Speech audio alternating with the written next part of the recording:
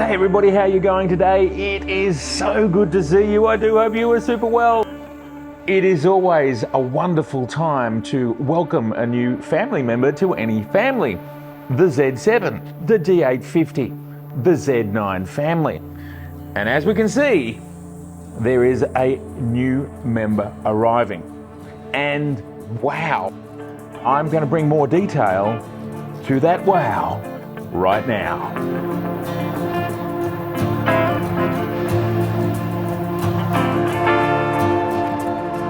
The Z8 is here, it's real, it's amazing, and we are shooting on it right now. Let me tell you some of the highlights of this brand new, exciting camera from Nikon. The Z8, it's absolutely unbelievable. It is a mini Z9. It does do pretty much everything the Z9 does. And the few minor things that it doesn't, most use cases won't need them. How does it perform? What can I expect from it? Battery life, EVF, in-body image stabilization, ergonomics, how many frames per second, what sort of codecs can you get in 4K, 8K, 120p. I know it back to front with the Z9. I've used 800mm, 400mm, 600mm, 50mm, 85mm 1.2s, which we're shooting on right now at f1.4. The Nikon Z8, a camera that we've talked about actually for years because there was a Z7 so long ago and the next number was a Z8. So it seemed like the natural next step. It's similar in height to a D850, nowhere near the size of the Z9. And if we pull the D850 out of the equation, we can see it's not that different to a Z7. Coming in, to the best of my understanding, at $3,999 US dollars or 6,999 Australian dollars. How is it that it's $1,500 US dollars cheaper, yet it delivers the same technological experience? Of course, it doesn't have a vertical grip and it doesn't have a battery that's quite as big, but from a technology perspective, the Z8 is a mini Z9. I can tell you for a fact it has the same sensor and it has the same internals. It is delivering the same in stills, the same 20 frames per second RAW, 30 frames per second JPEG full frame, full res, 60 frames per second in APS-C, and 120 frames per second with 11 megapixels full frame JPEG.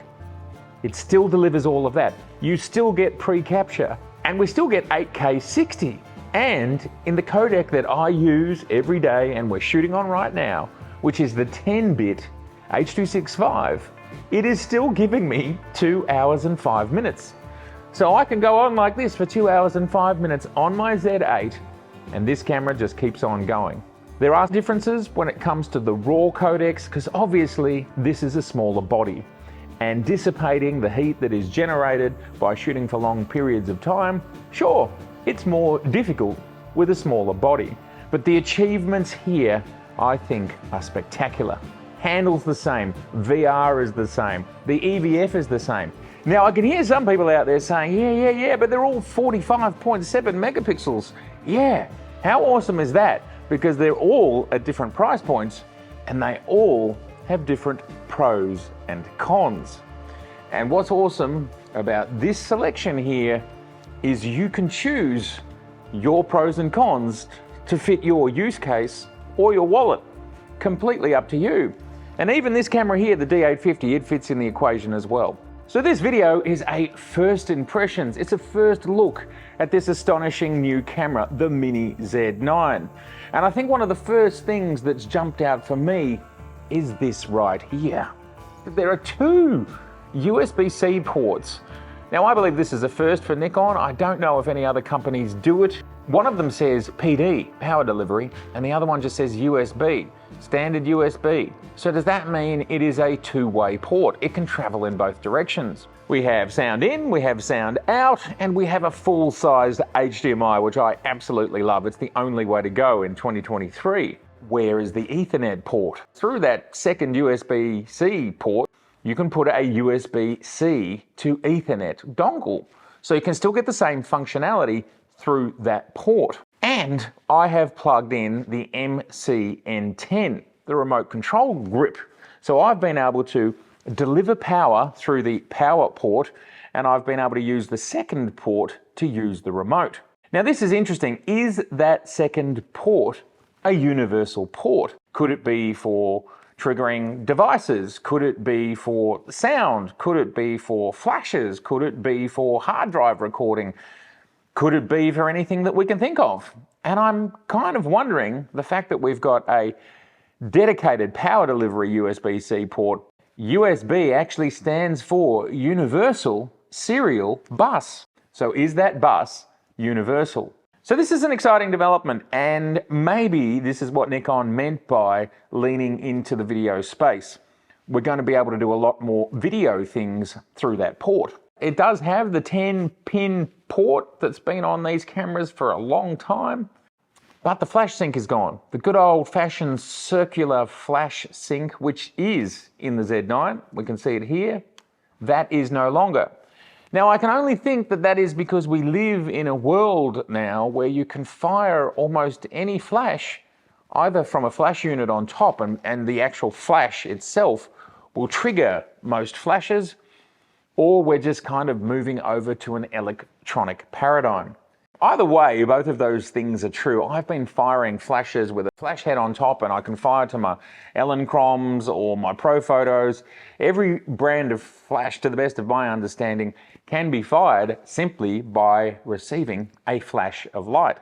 That's kind of your baseline level. So you can see how that port has been optimized. The ergonomics are absolutely fantastic. It is slightly larger than the Z7, and what that allows for is your pinky finger. I have pretty large hands. I'd say they're average large sized hands, but that's like the D850. Now this size-wise is significantly smaller than the D850, but it still kind of has the ergonomics of the D850, which is a great achievement. Now, button-wise on the back, this is absolutely the copy of the Z9. And the only difference that I can see is the angle of attack here with the video button. Now, this was something that I noticed straight away on the Z9. It was like, oh, well, that's a bit of a change. And they've actually gone back to making it the same as the Z5, the Z6, Z7. Ergonomically, the way my thumb works, my preference is for the Z8, Z7 version of that video button. But otherwise, I really love this button layout that they've settled on for the Z9 and the Z8. The card door is extremely easy to open on this camera, and it is similar to what we've seen with the Z6 and the Z7. I always thought that this would probably be a D850 moment, and here we are. It is a D850 moment when it comes to cards. We have one CF Express Type B, takes XQD as well as CF Express, along with SD Type 2. So that's the fast one. Now, some people will be super happy about this and some people won't. That's just the way the world works. Personally, I didn't mind it at all in the D850 days, and I don't mind it today. The majority of my shooting I still do with one card. And for the majority of what I do, if I really need to ensure a backup and I'm feeling nervous about CF Express because it's like a decade or more now, I still haven't had a CF Express card failure, ever. Hasn't happened. Doesn't mean it won't.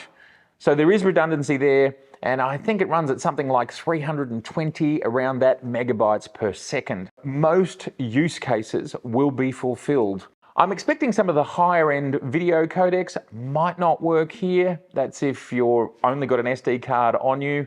Some of those 8K, 8K RAW, they probably won't work.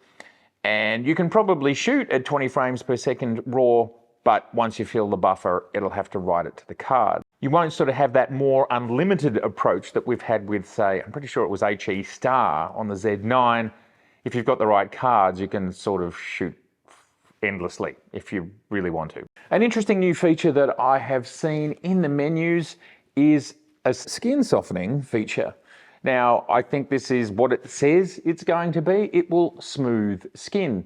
Let's talk about the files. As we have said, it is a mini Z9. My guess is the files are going to look exactly the same. I haven't had a chance to test out the new HEIF.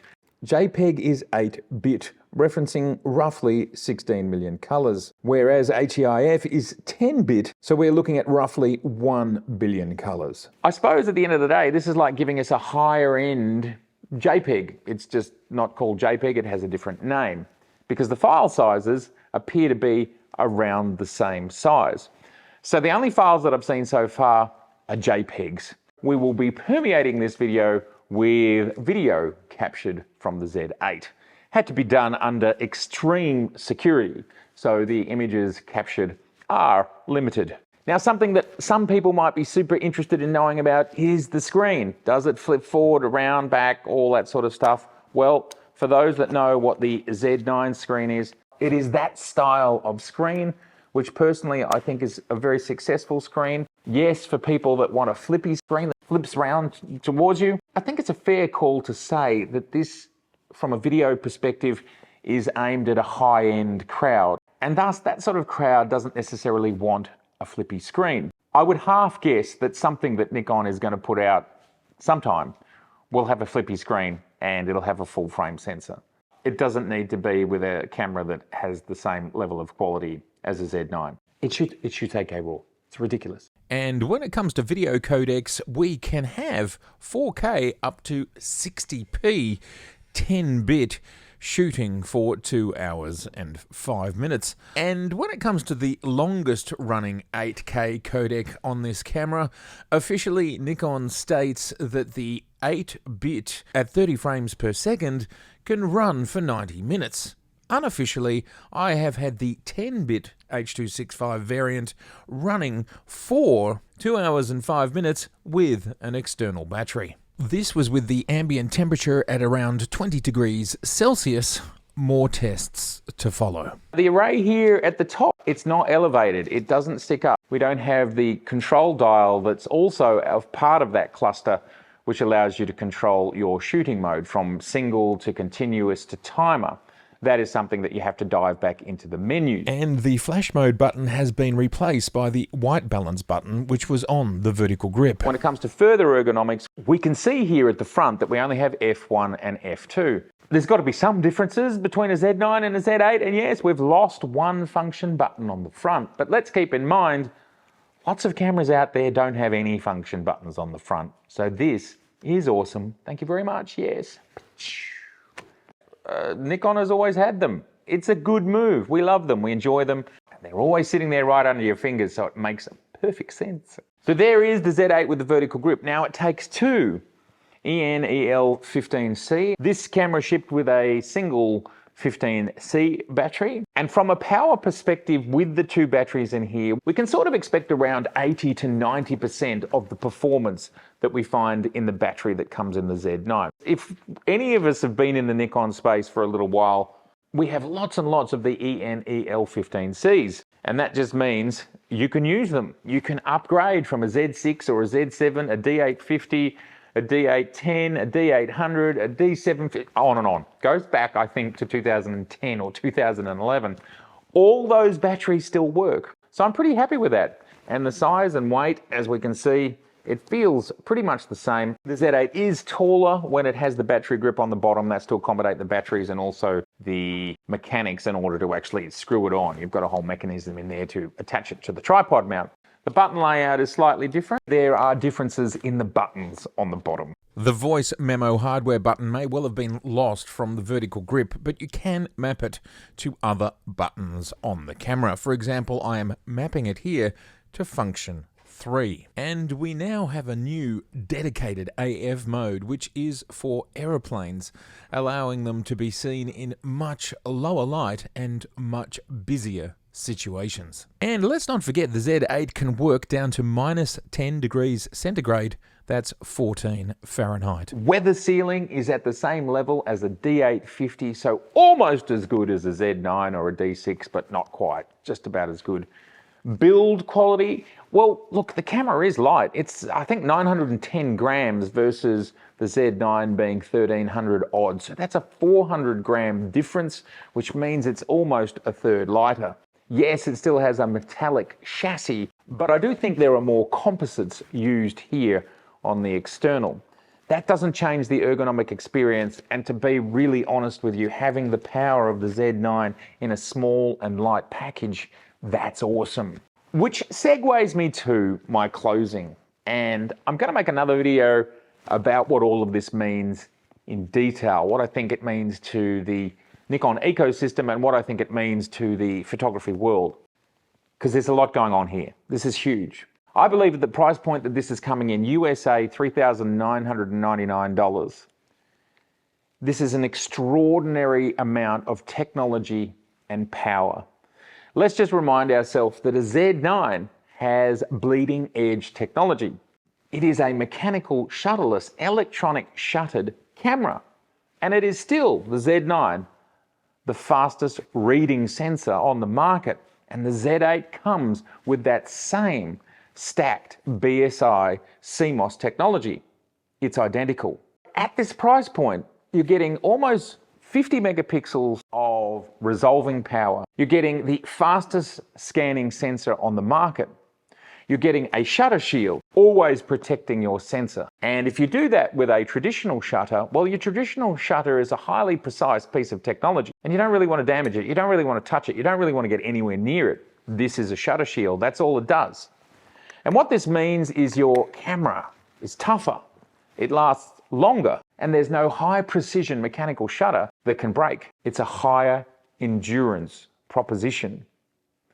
It's state of the art, it's the fastest, and it brings as much resolution as the majority of photographers should ever really want or need. It does it in a tiny package. It gives you 20 frames per second, 30 frames per second, 60 frames per second, 120 frames per second if you need it. It gives you the full Expeed 7 experience because the technology in the Z8 and the Z9 is the same. So you get its same amazing deep learning AI, AF technology. It's in there. And we know this AF system works brilliantly. And for those that do action and bird and flight, they have shown us that it is commensurate with the market. Couple this with the astonishing class that's come out. Just last year, we had the 800, the 600, the 400-2.8 and the 400-4.5, along with the recently arrived and shooting on 85mm 1.2. We absolutely have the best glass for so many different use cases. The basics are here now. The exotics are what are coming next. It's a Z9 in a smaller, cheaper, lighter package. No problem fitting it in your bag. No problem getting what you want to get done. And when it comes to 8K, well, I don't think there are a lot of asterisks telling you what you can and can't do. And Nikon has shown us with a robust line of firmware updates that have come to the Z9. Firmware 2, firmware 3. Will we see 4? Will we see 5? I don't know, but this new platform has just dropped.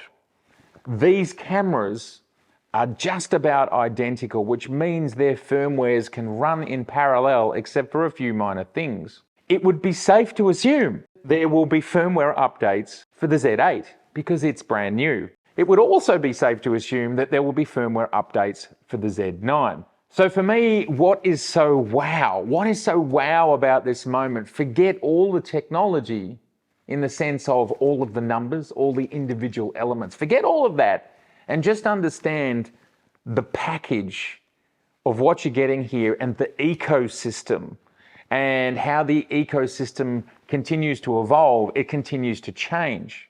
We've got some really interesting hardware decisions being made on the exterior here, like the 2 USB-C ports. Let's stick a pin in that because I think there's going to be more to come in that space. And we know that the processor in the Z9 and in the Z8 is 10 times more powerful than the Z7 II. That's a Z7, I don't have the 2, but a Z7 II. That's a lot of power. If you think about it, you know, a Z7 II, it shoots at 10, 11, whatever frames per second in RAW at 45 megapixels, and it can do it. These are 10 times faster. And right now they're shooting 20 frames per second. That's only 2 times. Now, sure, there's more going on with autofocus and maybe a few other things, but I don't think all of that 10 times is being used up just yet. So I think there is so much more to come. And the fact that the immense power, the first time that I had this Z9 in my hand, I just went, whoa, this is a whole new world of power. I can feel it. You could just feel it in its performance, the way it was reacting, the way it was focusing, the way it was seeing the world, the way it was thinking. Now it's here for significantly less, in a significantly smaller box. And I think there's way more to come. So, wow, this is absolutely, from my perspective, the new D850 moment. And it's even more than the D850 moment, because the D850 was the last in the line of an astonishing pedigree of DSLR cameras. And these two, these are the first in the line, and the future is bright. I can't wait to bring you more about it, but the headline is, it is a mini Z9 with 99.9%, give or take. It just brings so much to the table in such a small package. It's still class-leading technology. It's still the fastest sensor in the market. I totally believe that this machine will have firmware 2, and who knows beyond that, but that seems to be how Nikon want to play the game. We just don't know how these cameras will continue to advance, but that sneaky little extra USB-C port, I think, is tilting its hat towards who knows what, some other things. Going out and shooting what I normally shoot, yes, it's lovely the fact that it's a little bit smaller, but it still behaves, looks, has the same level of quality. The EVF, the VR, the focus system, everything's the same. The experience is identical, and that's really cool. I'm going to put up a poll now that the Z8 is officially released and we know what's going on and we know what the price is. Are you going to get one? Well, please let me know in the comments below. What do you think? What do you think of the Z8? And what do you think is coming next? I have no idea, but I'm excited about lenses. I mean, far out, that 200 to 600, that's been on the roadmap for a long time now. Maybe that's coming soon. We can only hope. All right, it's been so good to see you, and if this is your first time here, I would love to see you again, so please do subscribe, please share, and please like, and enjoy some video and stills from the Z8. More to come. Bye for now. 8K, 10 bit.